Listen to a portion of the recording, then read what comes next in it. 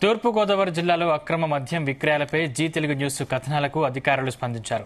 Devarapalli circle excise CI B Srinivasarao Nallajerla మండలం సింగరాజుపాలెంలో belt షాపులపై దాడులు చేపట్టారు. 6 మద్యం సీసాలను స్వాధీనం చేసుకుని ఓ వ్యక్తిపై కేసు నమోదు చేసి దర్యాప్తు చేపట్టారు. ఎంఆర్పీ కంటే అధిక ధరలకు మద్యం విక్రయాలు చేసినా, ఎవరైనా బెల్ట్ దుకాణాల ద్వారా మద్యం అక్రమంగా విక్రయించినా కేసులు నమోదు చేస్తామని హెచ్చరించారు. డాబా రెస్టారెంట్ పేరుతో బోర్డులు ఏర్పాటు చేసి మద్యం సేవించేందుకు అనుమతిస్తే కేసులు నమోదు చేస్తామన్నారు.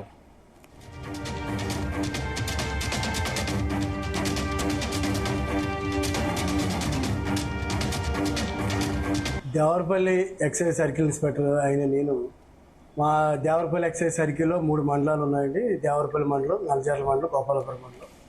ఈ 3 మండలాలు కలిపి 16 షాపులు ఉన్నాయి. గీత కులాల షాపులో కలిపి 16 షాపులు.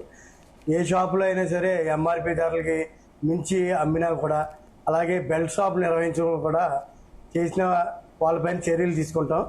ఇటీవల నల్లజర్ల మండలం సింగరాజుపాలెంలో కూడా ఒక బెల్ట్ షాప్ మీద మీరు రైడ్ చేసి 6 నిబ్బులతోటి వల్ల అనిల్ కుమార్ అనే వ్యక్తిని అరెస్ట్ చేయడం జరిగింది. అలాగే దేవరపల్లిలో ఒక షాప్ మీద టెక్నికల్ కేసు కూడా రాయడం జరిగింది. ఇప్పటి వరకు మేము 2025 నుంచి జనవరి నుంచి ఇప్పటి వరకు 22 బెల్ట్ షాపుల కేసులు రాయడం జరిగింది. ఎవరైనా బెల్ట్ షాపులు నిర్వహించినా, ఎంఆర్పీ దారులకి అధిక ధరలకి అమ్మినా కూడా వారిపై చర్య తీసుకోవడం జరుగుతుంది.